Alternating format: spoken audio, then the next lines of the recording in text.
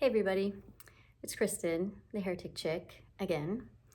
And if you're new, then I just want to say that I'm a heretic because I accept what Jesus said when he said that he was going to return before some of the people that he was talking to died, and in the lifetime or in the generation of the people that he was talking to.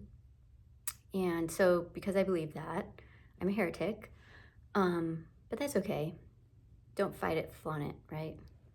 So I say that because, I know some of you, it's pretty redundant, but I feel like I get quite a lot of people that just stumble across this channel and have never heard anything I had to say before and have never probably thought about these things before or known that these verses existed in the Bible. If you're like me, you didn't know that Jesus said that the generation whom he was speaking with would not pass away until all the signs that he gave of his second coming would be fulfilled. So I'm a heretic, but maybe this piques your interest. So I have an interesting story. I went to visit my grandma, which I think you knew I was going to do that. And I really wanted to give her Glenn Hill's book, which is Christianity's Great Dilemma. And that book is just a really great book. It was definitely one of my favorite preterist books. But I didn't really know a good way to just give that to my grandma. I don't normally give her books. But as it worked out, she has this bookshelf and she was trying to get rid of some stuff. And as she always is, because she's going to be 94 this year. So she's not trying to hold on to things, if you know what I mean. So she wanted me to take some books, and I happened to see on her bookshelf this book titled, What in the World is Going On? I don't know if you can see that. It's by David Jeremiah. It says 10 prophetic clues you cannot afford to ignore. So when I saw this book, What in the World is Going On by David Jeremiah, New York Times best-selling author, I thought, perfect. So I took this book, which is a dispensational look at the passages that we just talked about, the passages where Jesus said he was going to return in this generation before some standing here tastes death. Soon, shortly, his coming was near and at hand in the first century. So this is kind of one interpretation of those passages. The Glenn Hill book, of course, is the complete, utter opposite interpretation of those passages. So I took this book and I said, oh, and Grandma, I brought a book for you. And I gave her that book. And then I ran out the door. And I haven't really talked to her since, so I have no clue what she's thinking about it. But I'm pretty sure she's going to read it because that's the kind of person she is. I don't think she would just ignore a book that I gave her, because I don't often, like I said, I've never given her a book before. And the other great thing about Glenn Hill's book is that it's in large print, so she can read it. And also, he quotes a lot from the King James Version of the Bible, if I remember correctly. And, I'm pretty sure she's a King James fan just because that's what she grew up with. So I'm hoping maybe it will resonate with her, but I'm not holding out a ton of hope because, well, you know how it went with my book club. But in this case, I think she's actually going to read the book, which is more than I can say for the ladies in my book club. So, but just to prove to you, sorry, I have a little cold and my nose itches. Just to prove to you that I can take my own medicine, I guess you would say, I'm going to read this book, even though I will probably disagree with everything that's in it, but I'm going to read it. And then I thought we could take a look at it. We can have our own little book club on a book that we don't agree with, or that, I mean, maybe you do. So let me know in the comments what you think about this book. What in the World is Going On by Dr. David Jeremiah. David Jeremiah has, as of now, this month, I think, 615,000 YouTube subscribers. 615,000. I mean, that's what the internet told me. Which is only 615 times as many subscribers as I have, which really isn't that many. I thought it would be 1,000,000 times. Well, that'd be 1,000,000, which would be like, I don't even know how much that is. I can't do that math in my head. So I guess that would be a lot. But I mean, I feel like it's doable. 615 times, that's not that bad. I've gotten 1,000 subscribers this year, so I'll only have to live 614 more years to have as many subscribers as David Jeremiah has, as long as he doesn't get any more. So, you know, it can happen. So anyway, I'm excited about this book. I've already started it. I want to read to you the cover, or the inside flap. It says, okay, I should also let you know that this book was published in 2008.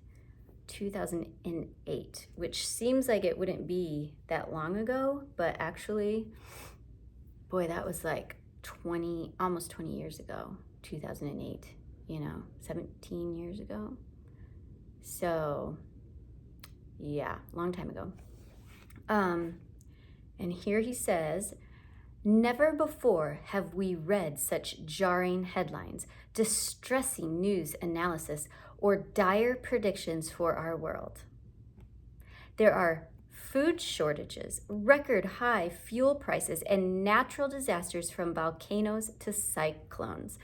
Longtime antagonists, China and Japan, announce a pledge of peace and friendship, while a newly belligerent Russia makes pacts in the Middle East.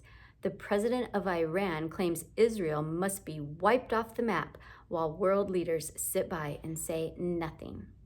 When these kinds of stories continue to appear, we can't help but wonder, what in the world is going on? Centuries ago, events such as these and much more were written about in the Bible. So here's where we're parting ways, because Dr. Jeremiah here believes that the things that were happening in the news in 2008, and I'm sure he would say the same thing today, are talked about in the Bible. Prophecies regarding the final days of the earth's history. Now, if you were like me, you thought that Jesus did predict the end of the world. Okay, but if you've done any bit of study, or if you've watched any of my videos or anybody else's, then you would know that the disciples asked Jesus not about the end of the world. All those signs that Jesus gave were not given to foretell the end of the world, but the end of the age. Okay, it's King James kind of mistranslated it there. End of the age, aeon. You can look up the Greek. So he wasn't talking about the end of the world. He was talking about the end of the age. Now, what is the end of the age? That's a different question. But Dr. Jeremiah believes Jesus was talking about the end of the world. I think he would have to prove that the end of the age and the end of the world are the same thing. I don't think he's going to do that, but moving along. In a coherent timeline, he's going to give us a timeline that identifies 10 end-of-time events interpreted through the books of Isaiah, Ezekiel, Daniel, Matthew. That's what we were just talking about, the book of Matthew. I bet he's not going to mention, I'm going to make a prediction here. I'm going to make a prediction about this book that he doesn't mention Matthew 24:34, where Jesus predicted that all those things would take place before that generation 2,000 years ago passed away. But And if he does mention it, I predict that he will say that even though Jesus said that, he didn't really mean it, you know. Anyway. But I bet he's not even going to mention it. So let's see. Okay. Prophecy interpreted through the books of Isaiah, Ezekiel, Daniel, Matthew, Revelation, and others. What in the world is going on makes Bible prophecy and the warning signs abundantly clear. I mean, isn't that what everybody wants? Something to clarify all of these prophecies in the Bible that we don't understand, the book of Revelation. Just give me the simple, clear timeline, Dr. Jeremiah. Scrupulously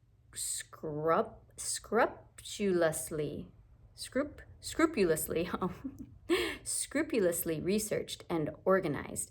These warnings are useful only if we heed them. There's peace in knowing what to expect. So, yes, the apocalypse and the great tribulation are right around the corner, but don't you feel a great sense of peace knowing that? Oh, and Dr. David Jeremiah offers words of encouragement while also reminding us how to live in the meantime. Watch, work, and wait. Okay, and included in the book for your convenience are these came with two envelopes addressed to Turning Point with Dr. David Jeremiah so that you can include a check if you would like to donate to his ministry. I looked it up today. Dr. David Jeremiah has a net worth of $50 million. $50 million. But go ahead, Grandma, and put in your check for his ministry. So, okay. Well, I don't know how much of this I want to talk about today. I might just make this a short intro video, and then maybe I'll actually get into the book tomorrow. But I wanted to tell you that, you know, the only reason I even really care about this with my grandma is because she did express to me a few weeks ago that she was confused because she was doing a Bible study through David Jeremiah, and that it confused her, and now she isn't really sure what happens when we die. Something about, do we go to the millennial kingdom, or I don't know. I'm not sure what he was teaching. I'm not sure if she's understanding what he's teaching or what, but I know that she was confused by it. And I don't want my grandma to be confused about what happens to her when she dies, because she's 93. So let's be honest, it's probably not going to be long. So I want her to know that she just continues to be with the Lord. I mean, she's walked with the Lord, for 90 years, she's walked with the Lord, and she's going to continue to walk with him in an even new way, because she won't be burdened by her broken down 93-year-old physical body. And I'm excited for her. I'll be sad, but I'm excited for her. So, and little backstory to David Jeremiah, I kind of have a connection with him because I live in Indiana, and David Jeremiah, before he started, what's the name of, Shadow Mountain Community Church in California, which is, I think, what we would call a mega church. David Jeremiah started a church in Indiana called Blackhawk Baptist. That's what it was called when I knew it. He started it a couple of years before I was born, I think. Oh, no, he started it many years before I was born. I think he left when I was a few years old and went out to California. So I don't actually remember him, but the pastor who was youth pastor under him, his name was Rick Cox. His name is Rick Cox. And when I was a kid, I ended up going to Black Hawk Christian School. I went there kindergarten through 12th grade, and so did my brother. And so while we were there, Rick Cox was the pastor of Black Hawk, and Rick had been the youth pastor while David Jeremiah was the pastor of Black Hawk Baptist Ministries. So I feel like I grew up under Rick. Rick grew up under David Jeremiah. Isn't that kind of like Polycarp? Is it Polycarp that they say like studied with John? John studied with Jesus. So I don't think, I mean, David Jeremiah doesn't even believe what Jesus said about his return, but oh.